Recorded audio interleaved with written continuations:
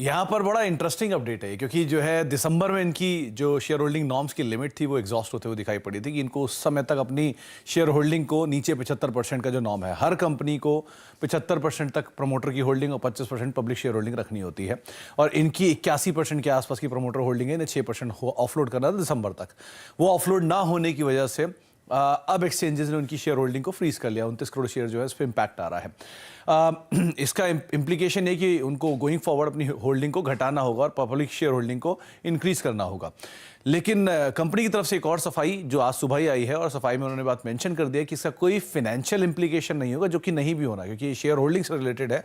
इसका कंपनी के कारोबार के ऊपर कोई इंपैक्ट नहीं आएगा। तो ये क्लैरिफिकेशन पतंजलि इसके ऊपर दे चुका है।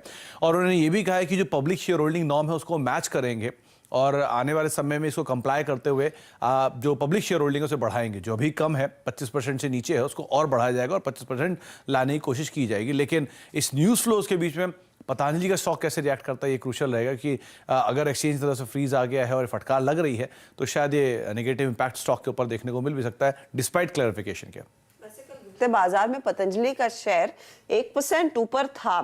राजेश सातपुते, नजर गई है क्या पतंजलि फूड्स पर हाल फिलहाल में? अर्षदा जी, नजर तो रहती है इस काउंटर पे। देखिए, चार्टिकली अगर आप देखें तो काउंटर में ऑलरेडी बिकवाली की शुरू हो चुके हैं। तो इससे लोअर टॉप लोअर बॉटम जो इसका स्ट्रक्चर है वो इस तरह से है। हालांकि परसों और कल 2-3 दिनों में हमने जो देखा वो उसने एक इंपॉर्टेंट सपोर्ट था इसका करीबन करीबन 940 के लेवल में। उस सपोर्ट को इसने रिस्पेक्ट दिया और बस वहीं से एक छोटा पुल बैक मिला, एक रिलीफ रैली मिली है। तो अर्षदा जी, मुझे ऐसा लगता है कि जब तक ये पोजिशनली 1000 के ऊपर नहीं जाता है, यहाँ पे नई तेजी नहीं होगी, इनफैक्ट बिकवाली होगी।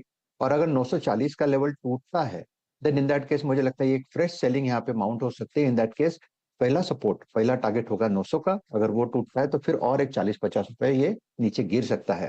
फिलहाल मैं तो यही कहूंगा, अगर आपके पास पोजीशन है तो उछाल पे इसमें थोड़ा लिक्विडेट करे और बॉटम फिशिंग थोड़े टाइम के लिए अवॉइड करे। तो बॉटम फिशिंग अवॉइड करें। आज देखते हैं स्टॉक किस तरह से रिएक्ट करता है। लेकिन दूसरी कौन सी खबरें हैं जिस पर आज फोकस रहना चाहिए सुमित, और क्या है? न्यूज़ फ्लोज के लिहाज से अच्छा दिन है आज। अगर कुछ स्टॉक्स की बात करें तो पहले फेडरल बैंक, जहां पर बोर्ड की एक मीटिंग है 18 मार्च को, और इस बोर्ड मीटिंग में 1000 करोड़ रुपए जुटाने के ऊपर बोर्ड फैसला ले सकता है। अलग अलग सोर्सेज के थ्रू, यानी बॉन्ड्स एंड अदर सोर्सेज के थ्रू ये फंड जुटाने के ऊपर फैसला ले सकते हैं। तो फेडरल बैंक के ऊपर आप इस खबर के मद्देनजर नजर बना कर रख सकते हैं। आईटीसी ने एक अपडेट दिया है कि इन्होंने अपनी एक आर्म को क्रिएट किया है। इनकी जो बेसिकली एक आर्म है आईटीसी इन्फोटेक, उसने एक नई फर्दर सब्सिडरी जो है जर्मनी में क्रिएट की है। तो आईटीसी की तरफ से एक अपडेट आता हुआ अपने इंफॉर्मेशन टेक्नोलॉजी कारोबार को लेकर कुछ अपडेट देते हुए। इसके अलावा एक शारदा एनर्जी को लेकर खबर आई है, जहां पर कंपनी को ग्रांट मिली है Chhattisgarh environment conservation board Raipur की तरफ से, जो अपनी एग्जिस्टिंग कैपेसिटीज को बढ़ा सकते हैं। तो ये पॉजिटिव खबर है।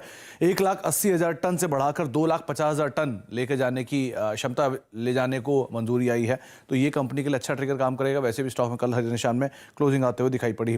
गोदावरी पावर कंपनी की बोर्ड मीटिंग है 18 मार्च को, और ये बायबैक को लेकर कुछ फैसले ले सकते हैं। तो ये एक इंपॉर्टेंट अपडेट होगा, किस तरह से आउटकम आता है, इसके ऊपर नजर बनाकर रखनी होगी। और लास्टली एक सनफ्लैग आयरन की तरफ से खबर आई है, जहां पर कंपनी ने करार किया है पावर डिलीवरी एग्रीमेंट को लेकर। ये रिन्यू ग्रीन पावर के साथ करार किया गया है और गोइंग फॉरवर्ड ये सोलर कारोबार को लेकर विस्तार करेगा। अच्छा, जाने से पहले एक और खबर है, वो है शिपिंग कॉर्पोरेशन को लेकर, जहां पे इन्होंने एक एमसीए को अपडेट दिया है।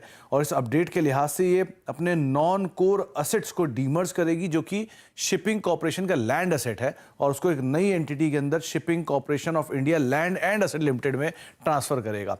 ये बीईएमएल पहले कर चुका है और अब शिपिंग कॉर्पोरेशन की तरफ से अपने एसेट को इन्होंने डीमर्ज करके नई यूनिट में डाला है। तो एक और अपडेट वहां पर क्रूशल है, इसको भी आप नजर रखेंगे। तो ये इनफैक्ट बड़ी डेवलपमेंट्स आती हुई। शिपिंग कॉर्पोरेशन का स्टॉक वैसे